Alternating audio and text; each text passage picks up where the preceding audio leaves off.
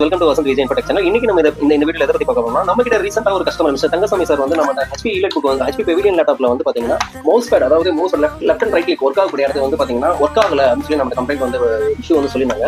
So நாங்க check பண்ணி பார்த்ததுல வந்து பாத்தீங்கன்னா மவுஸ் பேட்லோட லெஃப்ட் அண்ட் ரைட் கிளிக் வந்து பாத்தீங்கன்னா பல்ஜா இருந்துச்சு. ஸோ அதை வந்து எங்களால் ஃபீல் பண்ண முடிஞ்சு.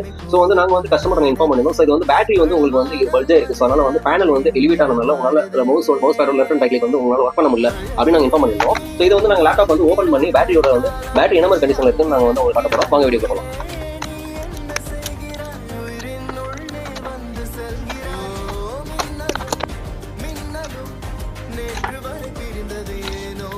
ஸோ இங்கே பார்த்தீங்கன்னா உங்களுக்கு வந்து இதுதான் இந்த லேப்டாப் வந்து பார்த்தீங்கன்னா HP பேட்டரி. இந்த பேட்டரி வந்து உங்களுக்கு வந்து பல்ஜா இருக்கிறது வந்து நீங்கள் பார்க்குறீங்க.